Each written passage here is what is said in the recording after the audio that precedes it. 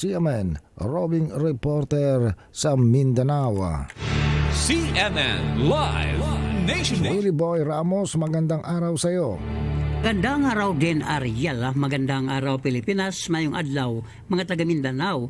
Makakatanggap ng Ramadan bonus ang mga Muslim at mga Kristiyanong mga empleyado sa iba't ibang BARM government ministries. Kinumpirma ito ng BARM government batay sa pinalabas na executive order na nilagdaan ni appointed interim chief minister na si Abdul Rauf Makakwa. Saklaw ng naturang Ramadan bonus ang mga career service employees, mga kontraktual at mga job orders workers ng regional government.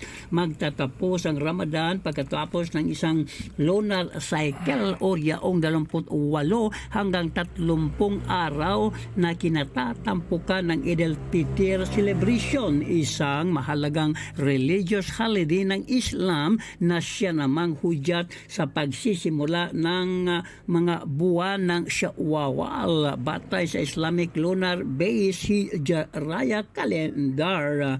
Halagang 10,000 pisong Ramadan bonus ang ipagkaloob ng BARM government sa lahat ng mga empleyado sa naturang rehiyon. Will Ramos, CNN roving reporter ng Mindanao, Radyo Kalikasan ng City Base, nagulat ng live para sa CNN Pilipinas.